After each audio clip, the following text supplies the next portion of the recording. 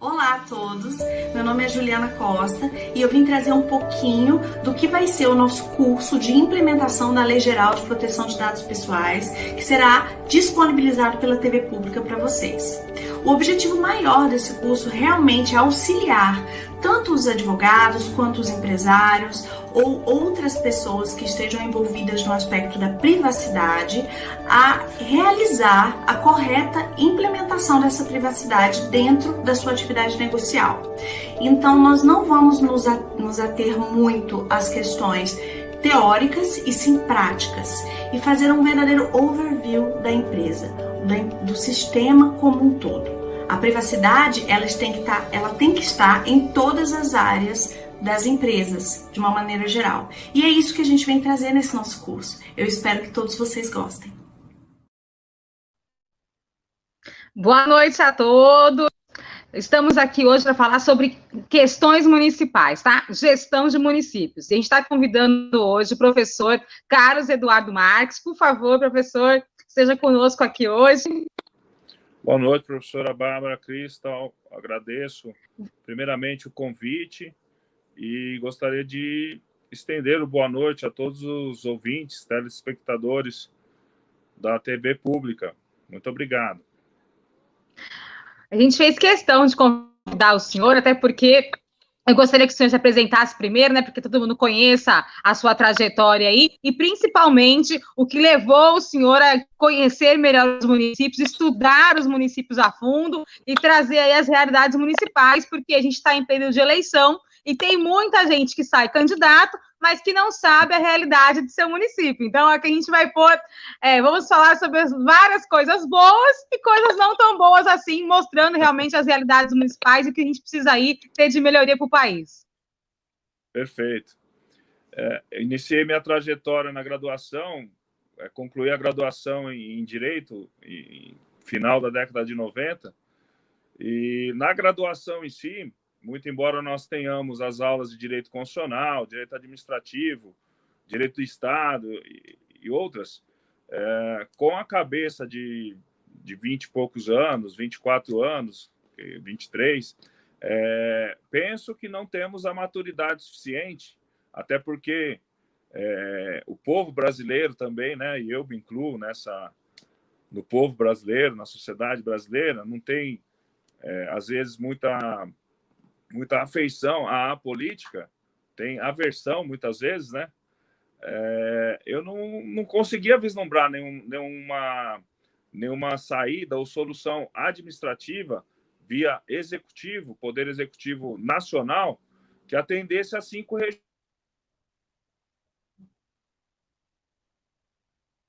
realidades: região norte, centro-oeste, sudeste, sul.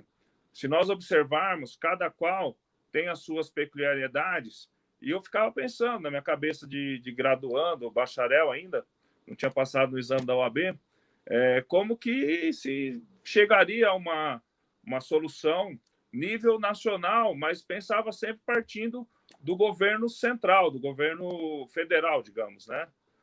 E iniciando a carreira como advogado, também iniciei a carreira como docente em 2000 e me foi atribuída, dentre outra matéria, a cadeira de Direito Constitucional, que me fez especializar na questão e fazer a pós-graduação lato sensu em Direito Constitucional para me aperfeiçoar como professor. Foi na pós-graduação lato sensu que um dos meus orientadores me apontou para o ente federado do município. Eu coloquei essas inquietações para ele, tinha que fazer o trabalho de conclusão de curso, inclusive defender em banca na ocasião, e ele me orientou a escrever sobre os municípios e foi onde eu comecei a vislumbrar uma solução, não do maior para o menor, e sim do menor, ou seja, do menor ente político, da menor célula do Corpo Brasil, e chegaria aos estados, seja ele, ou se estivessem eles onde estivessem, nas regiões, né, Nordeste, Sul, etc., como nós conversamos, e vislumbrei aí, como vislumbro até hoje, a solução tanto para os problemas locais, para os problemas estaduais, seja que estado for, da Federação Brasileira, e concluo esse trabalho dizendo que, então, os problemas do Brasil estariam resolvidos se nós começássemos pelas menores células do Corpo Brasil. E aí aprofundei um pouco mais a pesquisa sobre os municípios quando fiz o mestrado, concluído já, né, em Direito Constitucional, e escrevi a dissertação, também já defendida, já foi aprovado, sobre os desafios dos municípios brasileiros, agora dessa vez, para atingir a dignidade humana dos cidadãos e com relação à eficiência na prestação dos serviços públicos.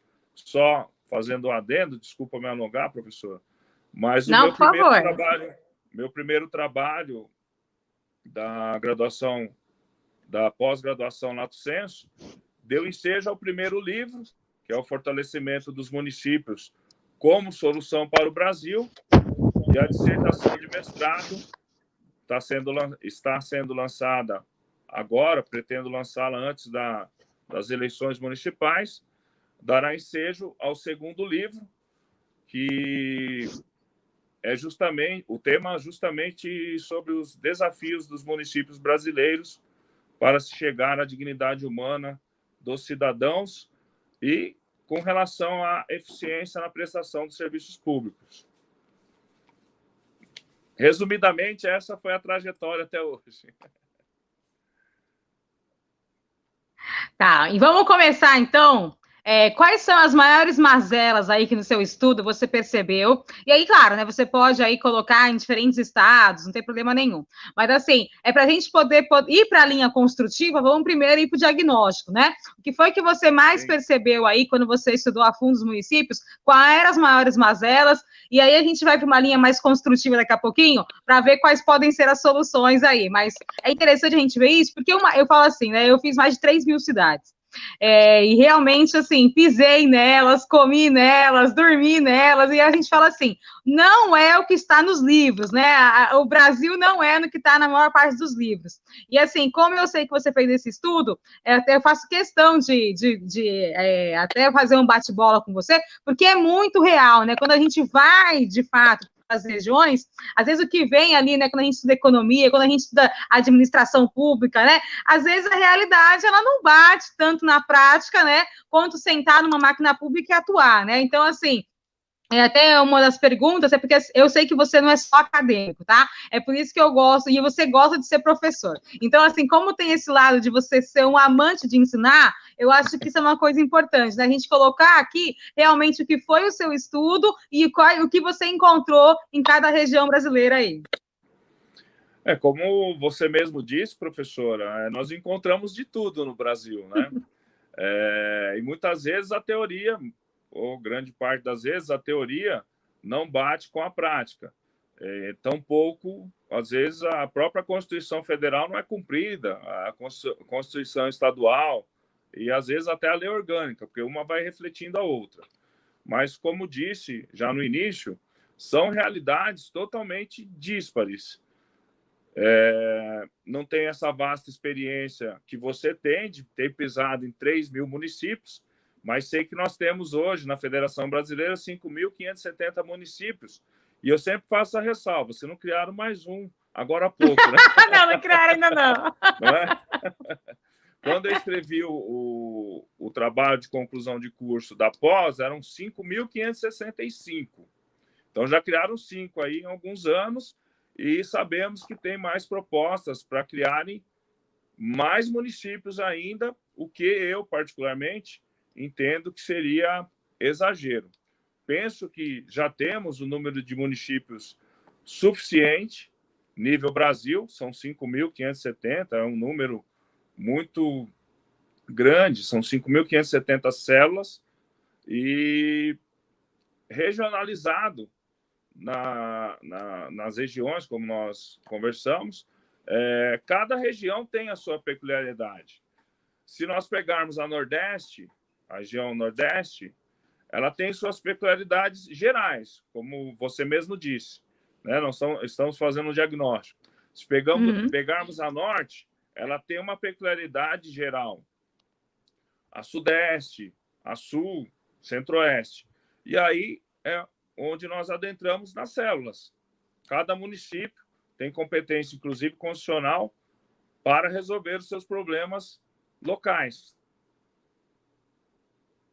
Não, e o que eu acho preocupante, até vou colocar para você aqui, né? A gente teve várias pessoas que vieram aqui na TV Pública, vários convidados mesmo, que são muito bons nas suas áreas, e assim, tendo 5.560 municípios, muitos têm que atuar em forma de consórcio, né? A gente tem máquinas públicas aí, que praticamente a cidade, né? A arrecadação da cidade, o sustento da cidade é a máquina pública municipal, né? A maior parte das pessoas estão, né, trabalhando no setor público em algumas cidades brasileiras, tem algumas cidades que estão na questão das instâncias, que às vezes nem poderiam ter atuação, às vezes é difícil fazer um contrato de ônibus, um outro tipo de contrato, porque não tem nem, às vezes, como a empresa atuar naquele município, por conta do tamanho do município. Então, assim, tem diversas situações que eu acho que você deve ter se deparado quando começou a fazer os estudos, que a gente fica pensando qual seria o melhor arranjo institucional para o Brasil hoje, né? Até porque você colocou essa questão de tentar se fazer aí novas propostas, né? Novas propostas de novos municípios. E aí você colocou que você não é a favor, né? Tem algum motivo especial, assim, pelo qual você não bate palma para essa ideia? Particularmente, professora, quando nós temos as projeções, ou quem puder, basta um clique na internet, nós vemos todos os estados brasileiros subdivididos em municípios, né? São Paulo tem 645 e assim sucessivamente. Se você pega, por exemplo, com todo respeito, o estado de Minas e aqui do Rio Grande do Sul, que eu estou lembrando agora de cabeça, chega uma hora que você vendo o mapa dividido em municípios, você vê que eles são cada vez menores e tem muitos municípios. E as células, elas não se vivificam, né? Não consegue, muitas vezes, não são todas, né? Não estamos generalizando, mas onde se tem muitos municípios, me parece, é onde as células menos talvez respirem ou façam as suas funções. Então, por isso, apesar das arrecadações próprias municipais, nós sabemos também que tem todos os repasses de verbas públicas, seja do ente federal, seja do ente estadual. E sabemos também que tem vários municípios que não se autossustentam. Se não forem os repasses federais e estaduais, eles não conseguem sequer manter a máquina municipal. A máquina municipal, os próprios servidores, funcionários públicos, etc. Não é o caso de todos os municípios, talvez São Paulo não tenha tantos municípios nesse sentido, mas observamos essas questões, sim, a questão de vários municípios deficitários, ou seja, que não conseguem nem se automanter com os repasses de verbas públicas da União Federal, dos Estados-membros e com a sua arrecadação. Por isso, muitas vezes, lógico que a ideia dos consórcios públicos talvez não seja para isso, mas auxilia também a vida, né, desses municípios. Senão, como que eles fariam para cumprir os seus papéis, ou seu papel constitucional, da Constituição do Estado e das próprias leis orgânicas. Por isso que eu não defendo a criação de mais municípios. Pelo contrário, temos que dar condições, ou as próprias gestões municipais têm que dar condições para esses municípios deficitários, seja por meio de consórcios públicos, etc., ou reinventando o município, mas dentro da lei, né? Reinventando no bom sentido. Claro. Fazendo o município uma espécie de fomentar a economia municipal, né? Nós temos aqui em São Paulo alguns exemplos. Cito várias vezes o exemplo do município de São Roque. Antes da pandemia, que parou tudo, né? Teve que parar tudo, mas é um exemplo em que sentido? Eles fizeram um estudo, viram o potencial do município, desenvolveram a rota do vinho, né? Então, várias vinícolas. Adoro. Eu dei palestra lá em São Roque. Muito bom. É verdade. Foi ótimo. Então, tudo isso é o quê? É a visão do gestor público, do gestor municipal. Esse é um exemplo. Gerando e girando a economia. Não, e assim, e para o estado de São Paulo, isso foi ótimo, a questão da rota do vinho. Até porque tem a questão de onde foi feito o primeiro vinho brasileiro, traz todo um histórico, toda uma vocação municipal, que às vezes as pessoas não percebem isso, né? Que os municípios possuem vocações municipais. E o que está colocando é extremamente importante, porque se busca aí ainda hoje saber quais são as vocações de alguns municípios, né? Sim. Tem que estudar, saber o potencial daquele município. Por exemplo, o São Roque chegou nessa conclusão de que a terra era boa, fértil para se plantar uvas, etc., e fazer vinhos, né? Vinhos são feitos de uva. E, atrelado a isso, eles desenvolveram uma rota gastronômica. Então, fomentou a indústria do vinho, que gera automaticamente vários empregos, e com isso até a arrecadação de impostos municipais diretos e muitos empregos. Então, veja que o município ou os municípios são também, ou talvez os mais importantes, dentro de todas as questões postas nível nacional, a grande mola propulsora, inclusive da economia e da geração de empregos e da arrecadação de tributos municipais, dentre outras questões. Não dependem ou não necessitam, muitas vezes, dependerem de repasses de verbas federais, do governo federal e do governo estadual.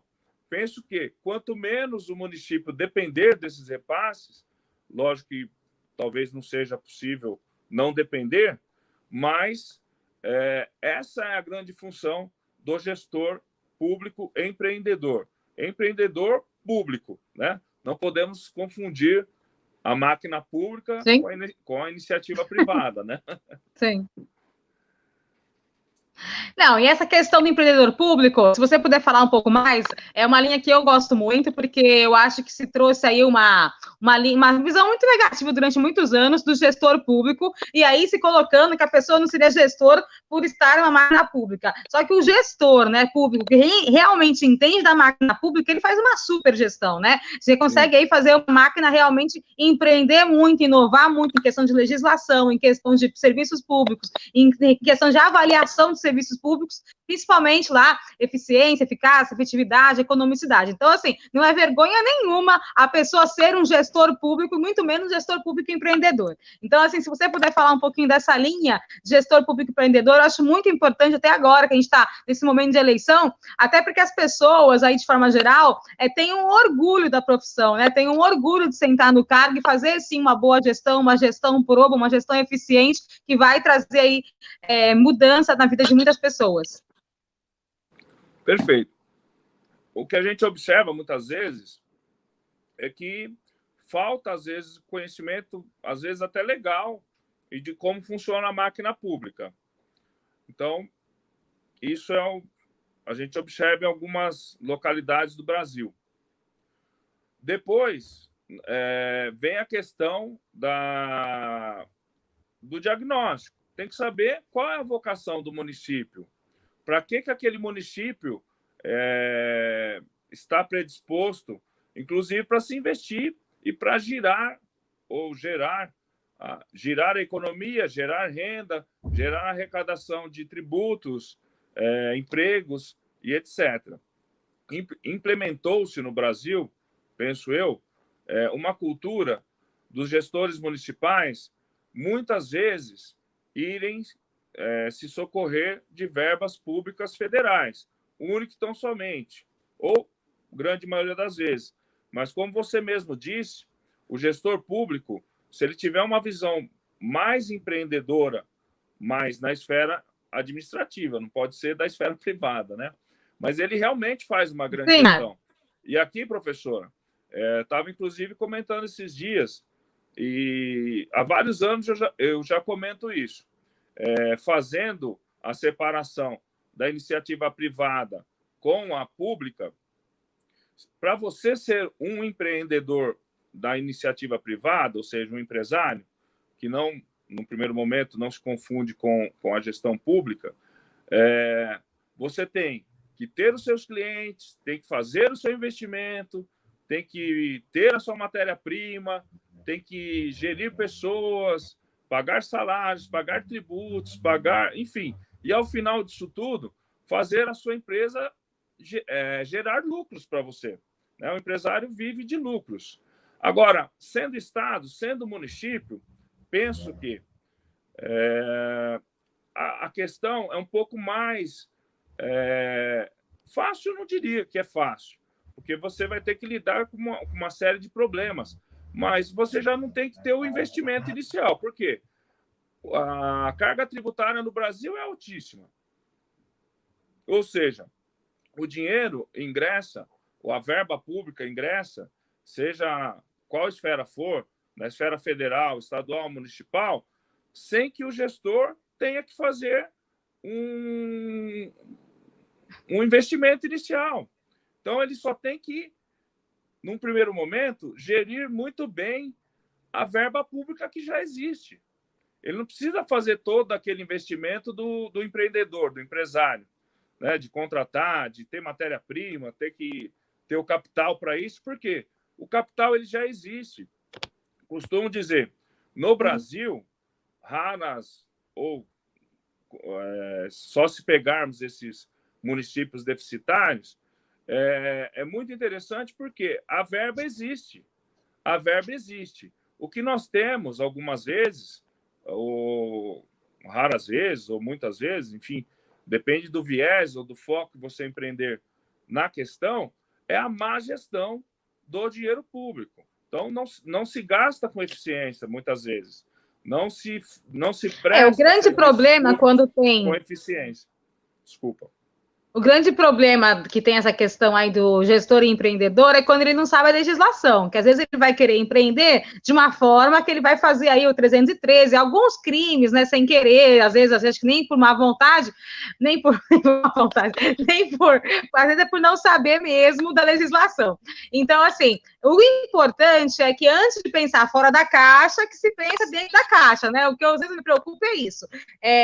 Tem ideias muito boas, mas que elas têm que seguir a legislação. Mas, de forma geral, o que você falou é muito real, né? Para uma pessoa sentar na máquina pública e empreender hoje é muito mais fácil do que uma pessoa da área privada, né? Seus clientes já estão lá, estão todos ali com demandas reprimidas, né? Todos estão ali esperando o melhor serviço público, e aí a maior parte dos municípios brasileiros hoje não entregam um serviço público de tanta qualidade assim. Então, tudo que se puder inovar e trazer de diferenciação, é claro que vai ser muito bem-vindo, né?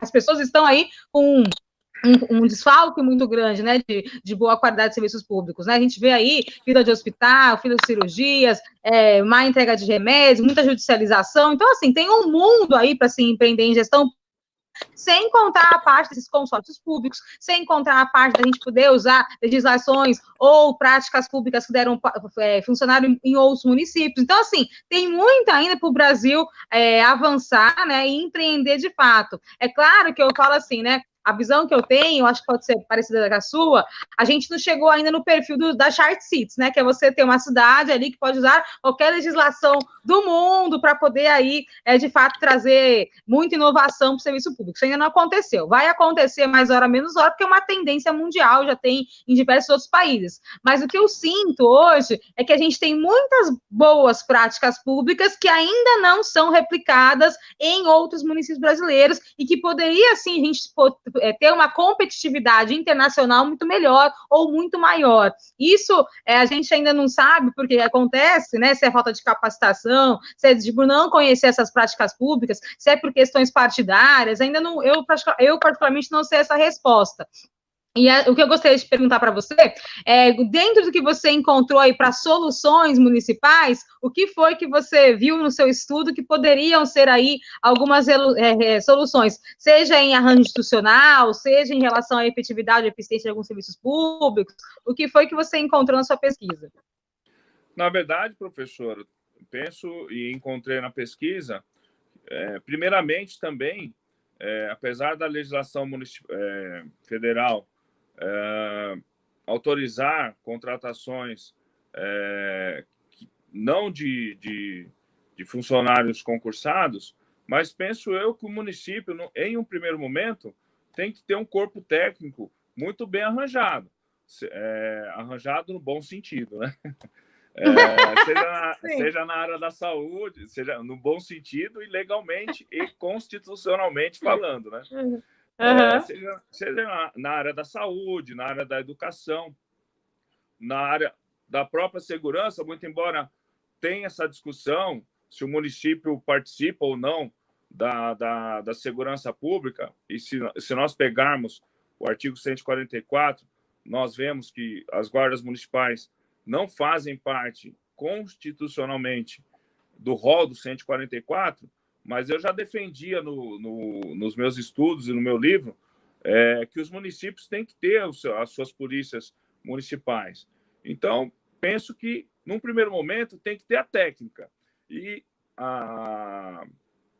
esse mundo agora que se apresentou de uma maneira muito mais ampla, digamos, no meio da pandemia Covid-19, que é o mundo digital, o mundo tecnológico, ele veio e vem para auxiliar todas as esferas públicas, seja ela federal, estadual e municipal. Então, os gestores também têm que usar muito da tecnologia para fazerem mão dela, lançarem mão dela e para poderem fazer uma boa gestão também. Mas um corpo técnico super qualificado ou muito bem qualificado, ou seja, que saiba, inclusive, o que é uma máquina pública ou como ela deve funcionar, e isso está na Constituição, se encontra nas legislações federais, estaduais, municipais, acredito que seja um dos primeiros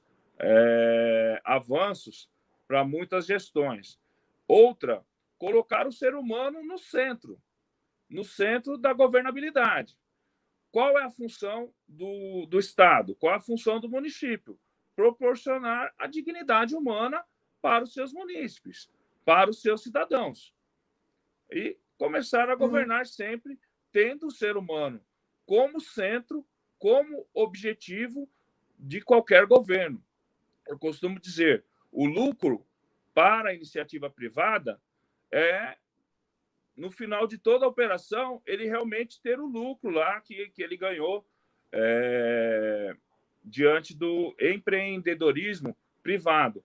Para a administração pública, é a felicidade, é a felicidade, ou seja, o cidadão é feliz no seu município.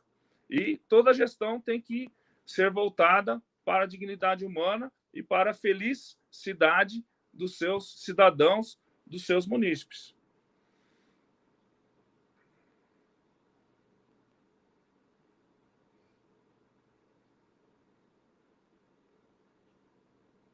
Aguardando. Caiu.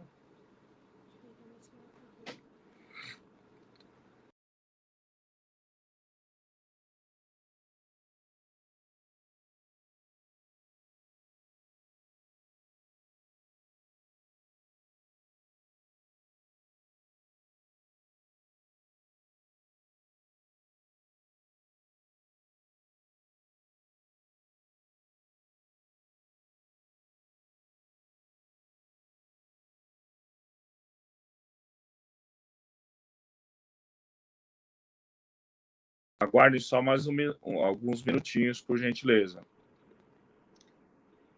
Já estou aqui. Eu vou depois entrar pelo celular, pelo computador, para ficar um pouquinho melhor a nossa transmissão, porque hoje eu fiz diversas reuniões aqui, está lentíssimo. Deixa eu te falar, entrou várias perguntas aqui e eu quero te fazer uma delas, tá? Vamos o Adriano lá. mandou aqui para mim, ó. Foi o José Rogério de Oliveira. Ele mandou aqui, ó. O plano diretor deveria ser adequado às suas reais potencialidades para cada município e definir estratégias autossustentáveis? O que você acha disso? Sim, não tenha dúvidas. Cada município, inclusive com relação ao meio ambiente e a questão da água, eu já falo da crise hídrica, professora. Tenho vídeos, inclusive, no canal. Desde quando eu lancei o meu primeiro livro, foi em 2013. Eu já falava da crise hídrica e do que ou qual o potencial dos municípios para amenizar essa crise, né? Ou seja, um exemplo, se a legislação municipal, e acredito que responda à pergunta do nosso telespectador, se a legislação municipal, por exemplo, condicionar a liberação de um alvará, de uma grande construção, ou de a municipalidade ela tem a discricionariedade para isso. Por exemplo, um exemplo, construções ou telhados acima de 200 metros quadrados tem que captar água da chuva. Senão, não liberamos, dentro do poder de polícia administrativa, não liberamos alvará para tal empreendimento funcionar. Com isso, o particular, ele captaria a água da chuva, utilizaria a água da chuva, e aqui eu faço uma ressalva que eu faço sempre. Nós talvez sejamos uma das nações que damos, ou a única talvez, que damos descargas em nossos dejetos com água potável, professor. Né? Nós temos que repensar essas práticas sustentáveis. Então, de repente, a iniciativa privada e a pública também já poderia fazer uso da água de reuso, né? Para dar descargas nos dejetos, lavar os próprios públicos e não ficar dependendo sempre de uma companhia. No caso de São Paulo, Sabesp, por exemplo, né? Mas estive em Campinas recentemente, algum tempinho já, né? Recentemente, o tempo está passando muito rápido, né? Lá eles têm uma companhia municipal de tratamento de água e esgoto, que é a Sanasa. E penso eu que agora, com o marco do saneamento básico, né, os municípios cada vez mais têm que pensar nessas soluções inovadoras e ambientais. Então, o plano diretor tem, sim, não tenho dúvidas que tem, que se adequar à realidade do município, e o município também tem que tomar medidas desse porte, como o exemplo que eu citei agora há pouco, de reuso da água, por exemplo. E nisso nós transpomos também, podemos transpor para a energia fotovoltaica ou a energia solar. Se o município ou a pessoa que vem empreender em um município, da mesma forma que eu comentei sobre a questão de reuso de água, atuar com relação à energia solar, à energia fotovoltaica, ou seja, se você está fazendo um grande empreendimento aqui no meu município, no município que eu sou o gestor, você tem que se utilizar de fontes renováveis. Então, energia solar, energia fotovoltaica. Ambas as situações faz com que não se sobrecarregue as redes estaduais.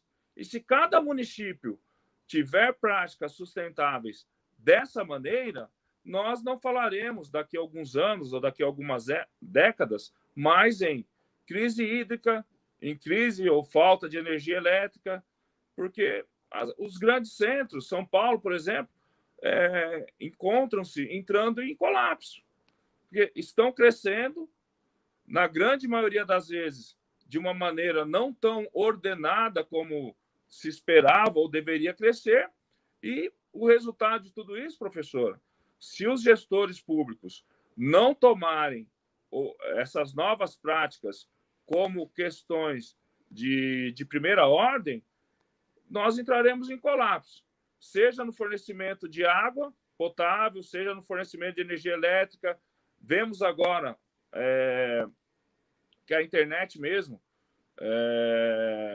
está sobrecarregada, porque todo mundo foi para a internet diante da questão do Covid. Estamos trabalhando pela internet, assistindo pela internet, jogando, se divertindo, etc. E, muito embora é um setor que já foi boa parte privatizado, seja pelo governo federal, seja pelo governo estadual, mas que saturou e nós já estamos sofrendo as amarguras aí do próprio setor, muito embora talvez não tão público como o de fornecimento de água, energia elétrica, etc. Sim. Mas já estamos sentindo na pele o que é não investir em novas práticas, ou não investir no próprio sistema de fornecimento, ou de abastecimento, ou de prestação de serviços públicos. Ó, tem mais uma perguntinha aqui que eu quero fazer. É da Rose Soares, ela colocou aqui, ó, qual o melhor caminho para soluções das enormes desigualdades sociais dentro dos municípios? Professora, na verdade, teríamos que fazer as comparações... 3 lives, 10! Oi? 10 lives! Teríamos que fazer as comparações em casos concretos, mas em um primeiro momento, eu falarei no âmbito geral e até nível federal, para depois tentarmos chegar nas menores células, que são os municípios. Nós temos os programas, independente de qual seja o governo, da assistência social, né? Mas também sabemos que um bom programa de assistência social não se mede pela quantidade de pessoas assistidas. Penso eu que os gestores devem ter esse pensamento. Temos que fazer a questão da assistência social? Sim, temos. Tem, inclusive, o Sistema Único de Assistência Social previsto na Constituição Federal e legislação federal para isso, né? Porém, não fazer dessa assistência o assistencialismo. Ou seja, em um determinado momento da vida, pode ser, sim, que o cidadão passe por dificuldades, e esse momento é emblemático que nós estamos vivendo, não podemos falar nem pós-pandemia, nós estamos ainda em pandemia, né? E perca seu emprego, perca sua fonte de renda, enfim, passe por necessidades. Mas qual é o papel do Estado? Assim penso e assim defende a Amartya Sen na sua obra, né? O papel do Estado é verificar qual é o potencial daquele cidadão, daquele ser humano, porque não somos iguais, nem irmãos gêmeos são iguais, professor, né? Às vezes, uma pessoa se dá melhor para o lado das artes, outra pessoa se dá melhor para o lado de humanas, outra de exatas. Aquela pessoa passa pelo programa de assistência social e não de assistencialismo.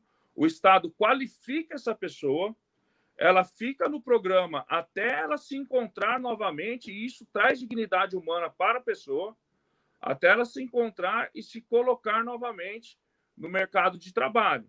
O momento este que ela, através do seu ganho próprio, do seu salário digno, e o trabalho traz honradez e traz dignidade humana para o ser humano, e aí ela deixa o programa. E não ficar vivendo de assistencialismo o resto da vida, ou boa parte da vida. Somente enquanto durar a necessidade. E tem um gestor público não nacional, não me lembro o nome dele agora, que fala: um bom programa de assistência social se mede não pela quantidade de pessoas que se tem no programa, e sim pela quantidade de pessoas que passaram pelo programa, foram qualificados e deixaram o programa. E saíram. Exatamente. Sim.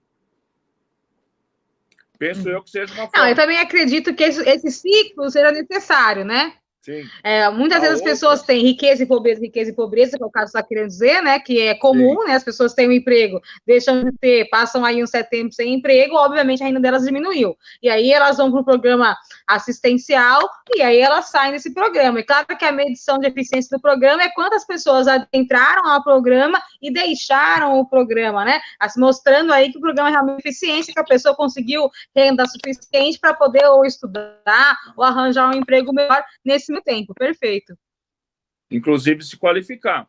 A outra, para reduzir as desigualdades, respondendo ainda a questão do telespectador, é o próprio município, num primeiro momento, fomentando a economia municipal, gerando empregos, talvez não na iniciativa pública só, mas fomentando a economia, como há pouco citamos o exemplo de um dos municípios brasileiros, no caso paulista ou de São Paulo, São Roque. Tem que saber o potencial do município. Se o município fizer esse estudo, souber qual é o seu potencial, ele consegue desenvolver, empreender mais, trazendo novos empreendimentos e, com isso, gerar mais empregos, mais renda para os seus cidadãos. Penso que 2 caminhos salutares para que nós possamos diminuir as desigualdades sociais nível Brasil. Se qualquer município, todo município fizer isso e acompanhar o assistido, penso que tenhamos sucesso. Não, perfeito sua colocação, né? Quando o município, como máquina pública, consegue estudar a si próprio, né, e gerar formas, né, de além da política pública, que é a obrigatoriedade mesmo do serviço público executivo, ainda conseguir gerar uma possibilidade de desenvolvimento regional, de desenvolvimento local, em que as pessoas consigam aí gerar comércio, renda, e ainda potencializar a vocação do município, sem dúvida nenhuma, se cada município pudesse fazer isso, com certeza a gente abriria aí várias outras portas de emprego, com certeza absoluta, e de arrecadação, né? E de arrecadação, não só de empregos. Isso que você colocou é extremamente importante, ainda mais agora, nesse período de pandemia, onde aí vai ter que se ter um estudo de retomada econômica e, obviamente, uma grande parte do Estado vai ter que se dedicar a como será feita essa retomada, porque só o setor privado não vai dar conta, isso é óbvio, não. Até porque muitas empresas foram quebradas, muitas pessoas estão aí falidas ou endividadas, então realmente, essa aí pode ser uma possível solução aí de retomada, com certeza, até para quem vai aí estar concorrendo às eleições, se puder colocar no seu plano de governo, com certeza faz diferença. É verdade. Penso ainda que nessa retomada, aproveitando a fala da professora, que nessa retomada não adianta também esperar do governo federal só, não. Os cidadãos, a nação brasileira, tá? Os municípios, os estados-membros, juntamente com o governo federal e vice-versa, mas acredito que os municípios, nessa retomada, professora, penso eu, pelo pouco que eu já estudei e continuo estudando, que eles terão um papel assim muito louvável para que o país, Brasil, o Estado Brasil, saia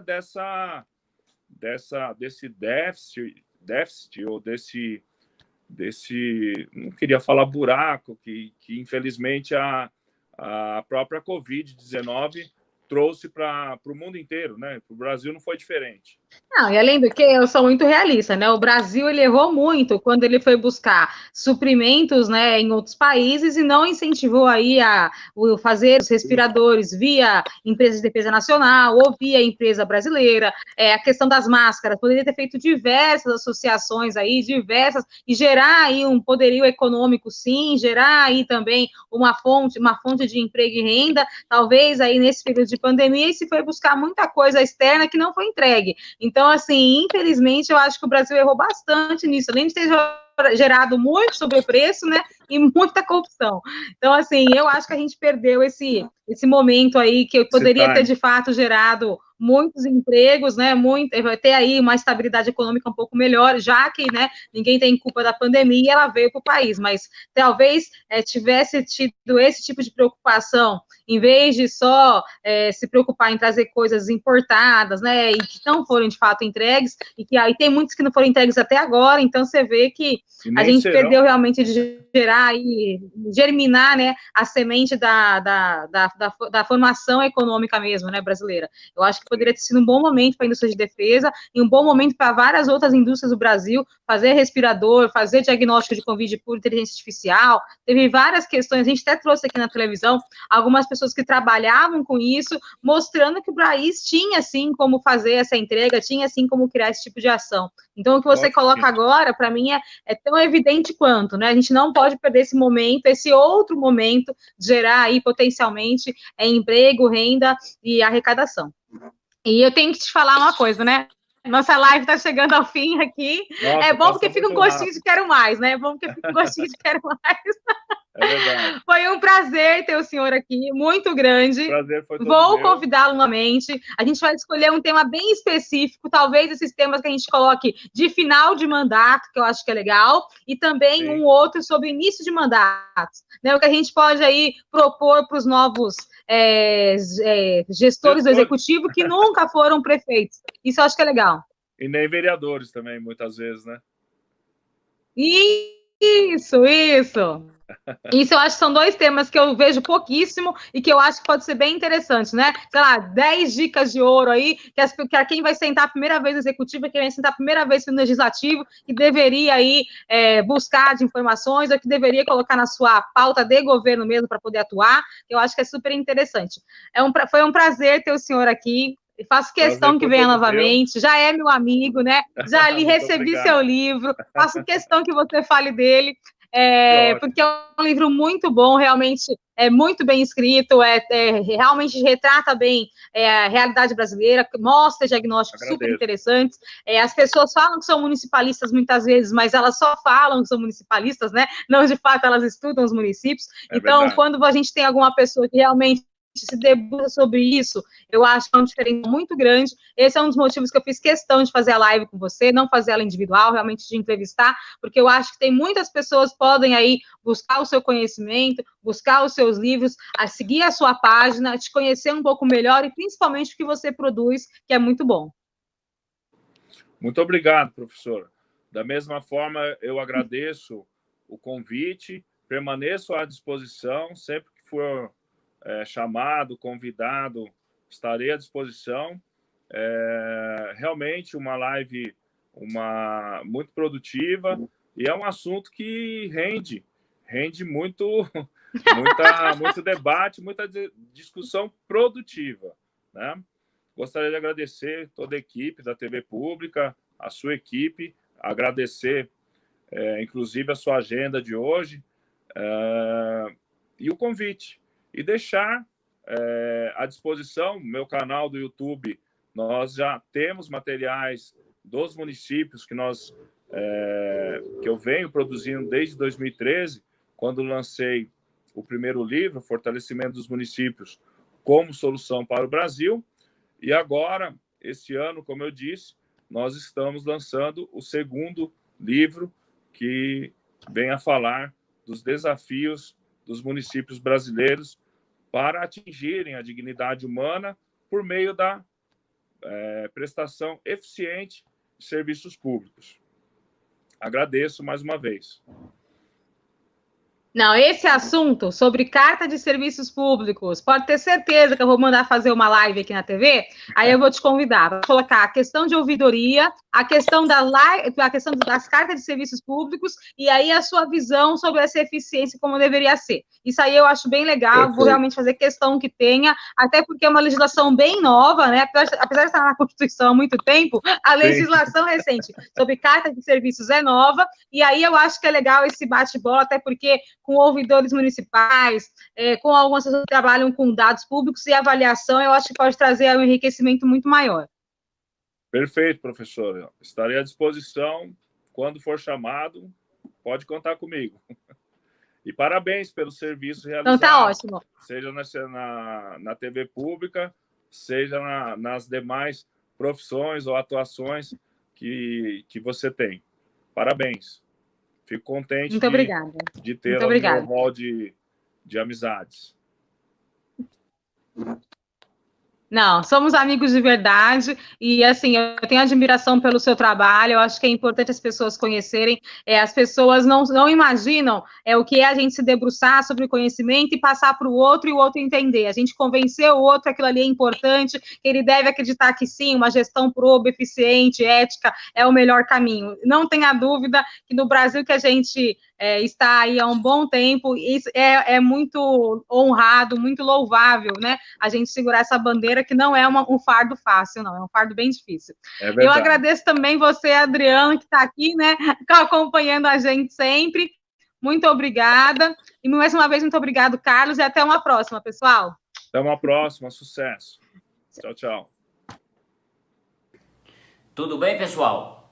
Mais um curso sendo lançado pela TV Pública. Esse curso, Gestão e Fiscalização de Contratos. Nesse curso, nós iremos aprender como gerir um contrato, como fazer o contrato desde a parte licitatória até chegar na fiscalização desse contrato. Esse curso será voltado para ordenadores de despesas, gestores de contratos, fiscais de contratos, assessores jurídicos e todos aqueles que, direto ou indiretamente, trabalham com contratos públicos. Nós iremos ver nesse curso 6 módulos. O aspecto geral, o primeiro módulo, aspecto geral, na sequência, vai ser uma sequência muito didática desse curso, que nós vamos ver toda a parte até chegar na fiscalização propriamente dita. Contratos de serviço, contrato de fornecimento de bens, nós vamos ver todos essa parte. O professor Gabriel Rampini será responsável pelo módulo no qual irá focar na gestão de riscos. Nós vamos ver as alterações da lei 13.979, todas essas alterações que trouxe para os contratos públicos. Eu espero vocês lá. Eu espero que esse curso seja de grande valia para a profissão de vocês. Até breve.